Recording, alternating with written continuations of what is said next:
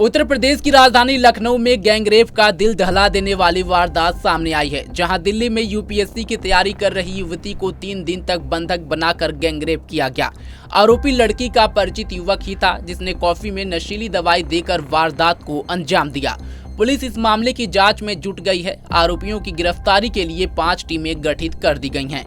खबर के मुताबिक ये घटना लखनऊ के सुशांत गोल्फ सिटी थाना क्षेत्र स्थित अपार्टमेंट्स की बताई जा रही है। पीड़िता जौनपुर की रहने वाली है और दिल्ली में रहकर ग्रेजुएशन के साथ यूपीएससी की तैयारी कर रही है। बीते दिनों वो अपने घर जौनपुर कुछ दिन की छुट्टी पर आई थी।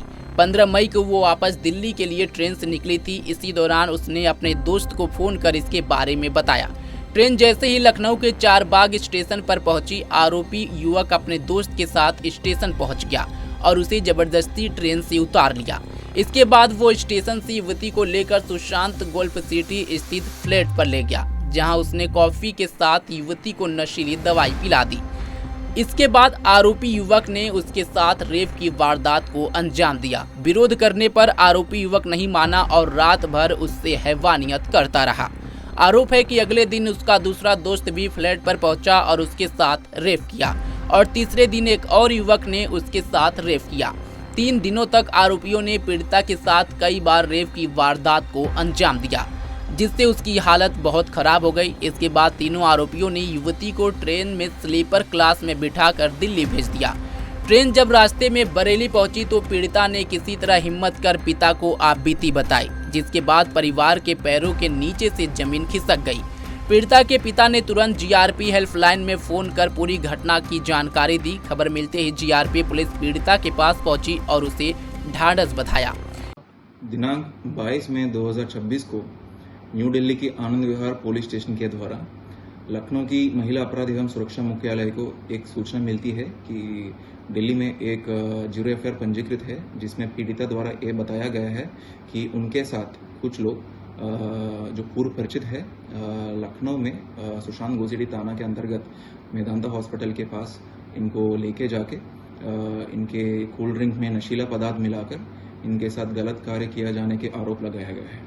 मामले की गंभीरता समझते हुए तुरंत ही उस 0 एफआईआर को सुशांत गोल्फ सिटी के अंतर्गत सुसंगत धाराओं में अभियोग पंजीकृत किया गया है और इसमें पीड़िता परिवार के द्वारा सूचना लेते हुए तुरंत ही इसमें 3 जो मुख्य आरोपी जो है, एक शिवम यादव, एक सनी यादव और तीसरा जो अज्ञात है जो इनकी दोस्त है, इन तीनों की नाम सामने आया है और इसमें मुकदमा पंजीकृत किया गया है।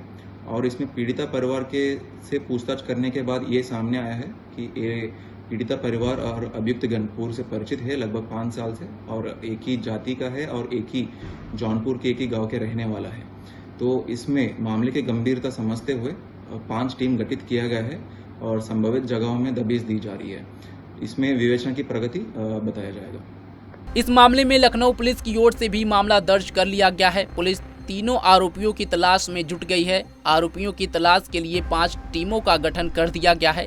आगे की विधि कार्रवाई की जा रही है। पुलिस ने मुख्य आरोपियों की गिरफ्तारी के लिए जौनपुर और दिल्ली में कई टीमें रवाना कर दी हैं। जांच में सामने आया है कि पुलिस से बचने के लिए तकनीकी निगरानी को चकमा देने के लिए आरोपियों ने महज 3 दिनों में 2 मोबाइल फोन में करीब 80 सिम कार्ड बदले हैं।